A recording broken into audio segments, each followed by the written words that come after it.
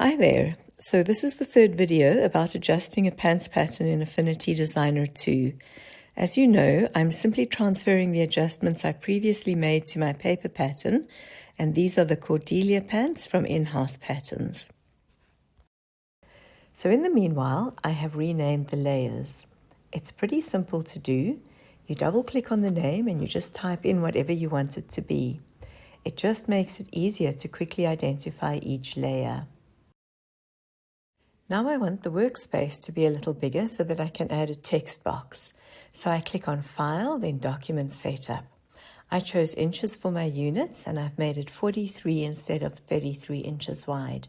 This is just going to give me a little bit more space to make some notes to remind me of what I need to be doing with my length adjustments. Now I need to select everything in the Layers panel and move it across to the right to give me some space to work.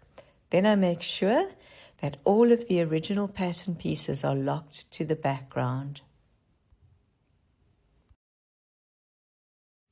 So I've added my text box. I clicked on the little text box icon and I've made a note of all the length adjustments that I'm going to need to do. Now I'm quickly just going to duplicate each of these yellow pieces that I traced from the original pattern. I select them, I type Command J to duplicate, and I'm going to change the color and I'm going to change the opacity. And then I just want to go to each of these yellow pieces and lock them so that they don't get changed. These are the original ones that I traced and I might need to get back to them for some reason. Now I'm going to make the length adjustments, and I'm going to do these in two phases. I want to keep the crotch line on my adjusted pattern level with the original pattern. So first I'll make adjustments below this level, and afterwards I'll make the adjustments above. We always want to make any adjustments to patterns on the fitting grid. This means that for length we move the pattern sections up and down vertically on the y-axis, and for width adjustments we move sections left and right along the x-axis. In Affinity Designer, the top of the document is 0, and our pattern pieces are located at a position relative to that. Again, for length changes, we're going to move the pattern sections up and down vertically along this y-axis, that is, either closer to or further away from the 0 point. I'm probably making this sound more complicated than it really is, but basically what we're doing is just moving a piece up and down. If you want to move it up, you minus an amount. If you want to move it down, you add an amount. And you can say it in different ways. You can change the number, you can say minus a half, you can say plus 0.5, or whatever you want to do. So I can select the 10 and type in 9.5 and press enter. Or I can leave the 10 and say minus 0.5 and press enter, which changes it to 9.5. Or I can leave the 10 and say minus 1/2 and press enter, which also changes it to 9.5. I'm going to be shortening below the crotch in two places.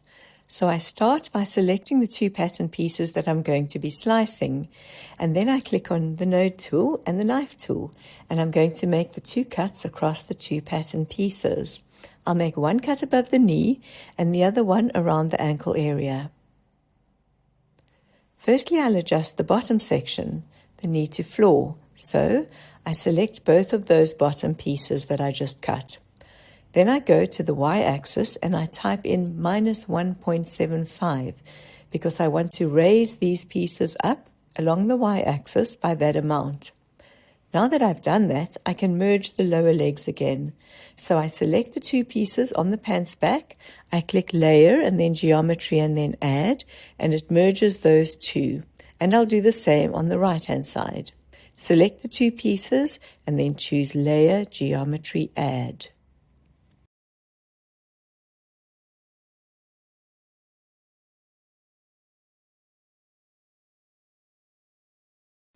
Now I want to do the other shortening adjustment.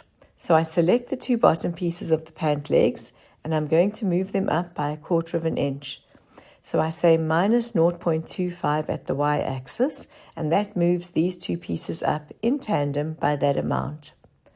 Once again, I just need to merge the adjacent pattern pieces that I previously sliced apart. So I'll select them and say Layer, Geometry, Add. I do that to both the pants back and the pants front. And now each pattern piece is whole again. Now I need to do the length adjustments that are above the crotch, and these are the ones that go from hip to waist. That is hip to side waist, hip to center front waist, and hip to center back waist. Again, the first thing that I will do is select the two pattern pieces, and then I'm going to make a cut line through both, somewhere above the hip line. So I select my knife tool and I cut a line above the hip.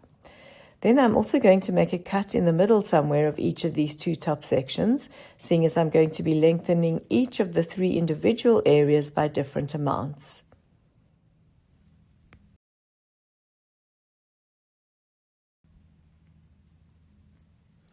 I'm going to start by lengthening the hip to center back. That section needs to go up by 5/8 of an inch. So on my y-axis I say minus 5/8. Then I select both of the side seam pieces because they must obviously move up by the same amount. I'm going to select them and go to the y-axis, and I'm going to move them up by 1/4 of an inch. So I say minus 0.25. And then lastly, I need to move up my center front waist, and I'm going to type in minus 3/8.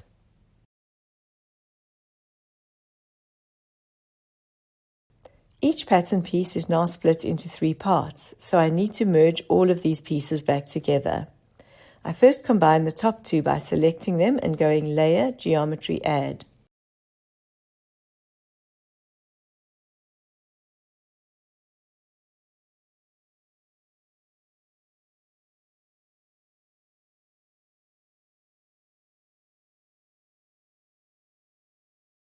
Once I've done that for both the pants back and the pants front, I need to join the top sections to the bottom sections. So click on the top section, go into node mode, and then drag the nodes on the sides down so that they meet the piece below. They must meet without any gaps. Then delete the nodes that are in the middle. Once you've done that and the two sections are butting up against each other completely with no gaps, you will be able to successfully merge them.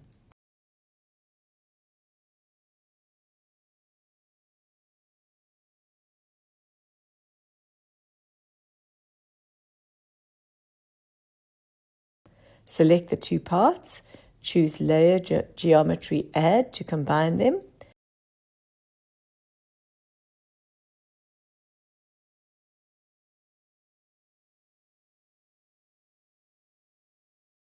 And now I have two complete pattern pieces again, a pants back and a pants front. Before I go any further, I'm going to temporarily hide the yellow pattern pieces. This will allow me to compare the changes I've made so far with the original pattern. And that's what my pattern looks like now, with the length changes only. Now, the next thing we're going to need to do is to tidy up the waistline seam.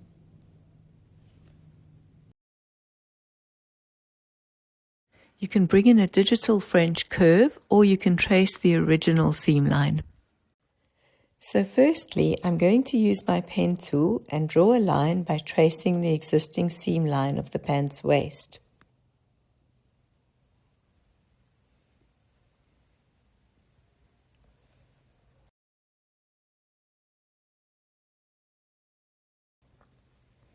Once I have my line, I'm going to position it where the new seam line needs to be.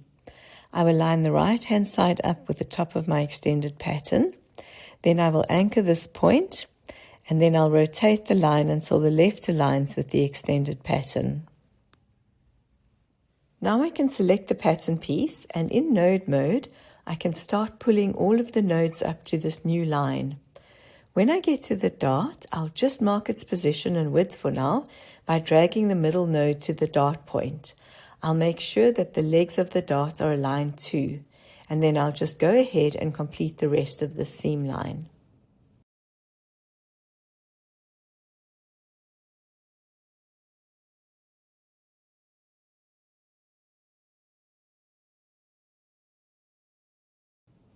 And there we go. I can delete the line, and now I have a really nice smooth waistline.